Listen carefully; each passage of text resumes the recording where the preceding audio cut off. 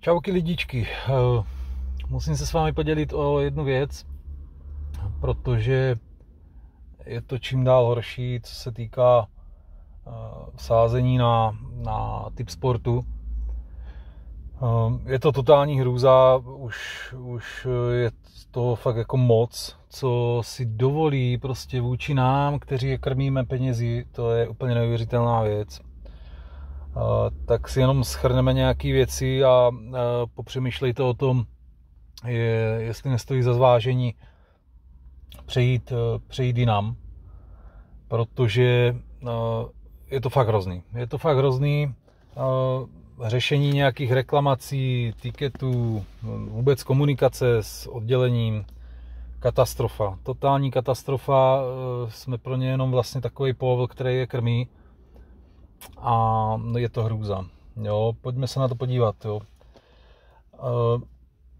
Začal bych asi tím, že kterýkoliv, bude to teda jakoby live sázení, jo? Není to normálně kurzový sázení, tam asi není nějaký velký extra problém, ale co se týče live sázek, tak je to totální hrůza.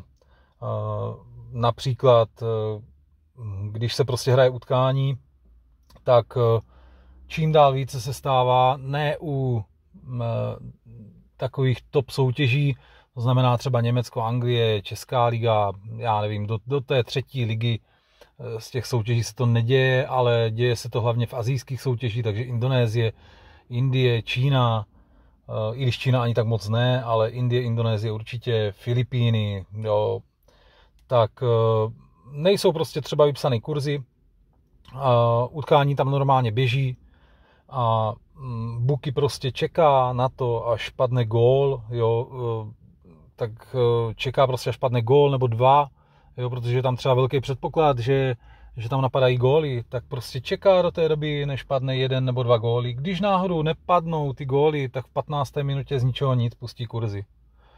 Jo, je to šmelina největšího kalibru, protože to absolutně není vůbec to, jak mají oni reklamu jako jednička na trhu. To je totální nesmysl, nevím, že jim to někdo žere, protože toto je totální hnus a neměli by si to dovolit. Samozřejmě to mají posichrovaný v podmínkách smluvních a tak dále. Jako jo.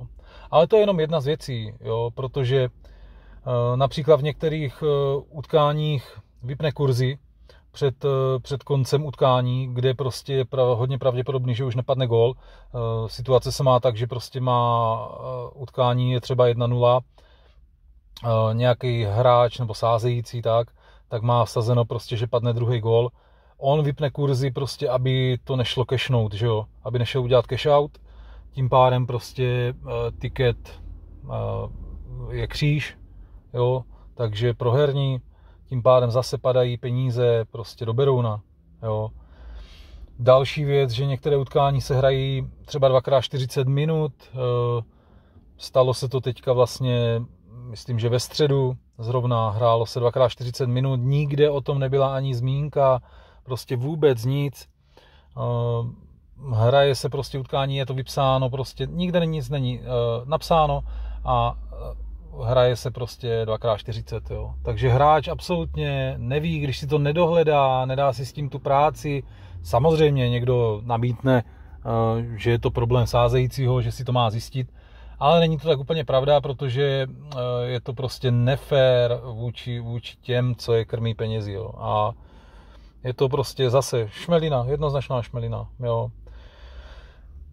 Další věc, jo, dají třeba jen některé zápasy, jo, z té dané ligy. Jo. Je to prostě třeba u těch indonéských, Indie, tak prostě dají z té soutěže, se hrají v tu chvíli, dejme tomu třeba se to hraje v 9 ráno, začne tam 5 zápasů, oni vyberou prostě jenom třeba 1-2 zápasy, co si budeme, je tam velký předpoklad z toho, že to tam dají, protože procentuálně, aby jsme se jako pochopili, tak procentuálně hráči sází na to, že padne gól, to znamená na over nějaký.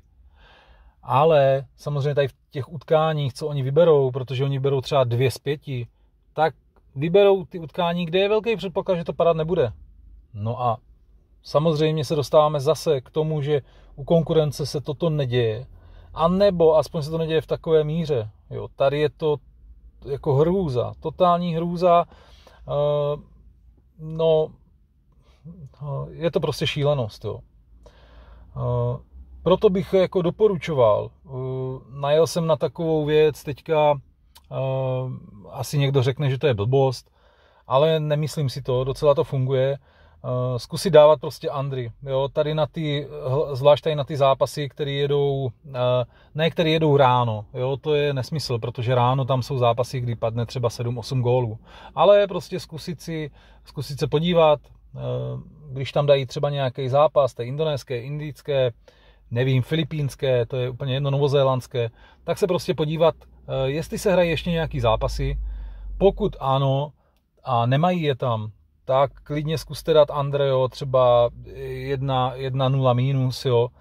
A docela to vychází, je tam strašně pěkný kurz, jo, protože ono, co si budeme, ale když dáte 1,0 plus za kurz, nevím, dejme tomu třeba 1,50, tak je strašně nízký ten kurz, kdežto když dáte minus 1,0, tak prostě vám to skočí třeba 2,30 kurz, jo. Takže když vy prohrajete s kurzem 1,50 a já s 2,30, tak jasně, maže se to, ale když já vyhraju s kurzem 2,30, tak mám 2,3 násobek a vy máte jenom 1,5 násobek. Jo, zkusím to i takhle, jo. Další věc, jo, uvádějí špatně například rohy, jo, které prostě v livesázkách valí, normálně se přičítají, že jo. Teď se podíváte, najednou v utkání je třeba 20. minuta, na rohy je to 3-0 pro domácí. Z ničeho nic, prostě tam skočí roh na 3-1, jo. Najednou po 2 minutách roh zmizí, prostě je tam zase 3-0. No prostě katastrofa, jo. Člověk pak prostě v těch livesázkách přímo vidí, jak si s tím absolutně někdo pohrává a je to hrůza. Samozřejmě v té chvíli, když prostě tam skočí, nevím, nedej bože, je to v 15. minutě, je tam 3-0 na rohy, najednou tam skočí 3-1. Člověk si řekne, hele, padají rohy, jako je to ofenzivní fotbal, prásknu tam prostě, že padne v poločase 5,5 plus, když ta nabídka tam ještě je. No a najednou mu smažou roh, že jo. Prostě je to výsměch, jo. Je to výsměch, zase bavíme se o tom, že nějaká reklamace absolutně nefunguje, je to marnost vůbec se něčeho dožadovat, jo. To je další věc, někdy se taky stane, že jako to je teda jeden z největších hnusů, co je, že když padne gól například ve 20. minutě na 1-0, tak někteří hráči prostě, občas jsem to udělal taky, říkám dobrý, dám prostě, že padne 2,0 plus prostě v poločase a normálně to jde vsadit, jo, takže si vsadíte 2,0 plus, no a najednou ten gól zmizí, takže to není 1-0, ale je to 0-0, což je totální podvod největšího kalibru, hnus, odpad, prostě typ sport, šílený, mají nás za totální hovna, to se jinak říct nedá, jo. To prostě je to tak, no. Další věc, jo, že z ničeho nic skočí nějaký zápas do live sázení, jo, a najednou už běží 15. minuta, 15 minut tam ten zápas v live sázkách vůbec není. A najednou tam skočí zápas, kde se hraje 15. minuta a stav je například 1-0 nebo 2-0. Jo. Někdy tam je prostě i 0-0, tak on to tam dá v 15. minutě, protože třeba čekal, že to bude zápas, kde se bál, že padnou prostě nějaký góly, tak si to tam pustí až od 15. minuty. Toto se teda u konkurence rozhodně neděje. Jo. A když, tak je to v tak malým zanedbatelným měřítku, že se to nedá absolutně srovnat prostě tady s tím modrým hnusem, jakože jednička na trhu. Jako. A nějaká reklamace, zbytečný, protože s člověkem komunikují jako s kusem hovna. Jo. To je hnus, my je krmíme prostě a je to šílenost.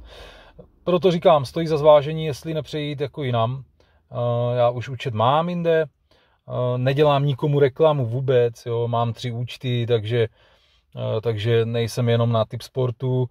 Na typ sportu je samozřejmě dobrý, že tam je dobrý chat, je tam hodně lidí, je to takový osobnější, bych řekl, pro ty sázející, ale jinak totálně navijáček, ví, jak si namotat jako hráče, jo, nebo jako sázející. Je to hrozný a já jako doporučoval bych fakt za zvážení by stálo to, jako jestli nepřejít jinam, jo. Prostě Protože toto je totální ojebávání lidí a vůbec nemají s ničím zábrany. Ale vůbec ne. Jo.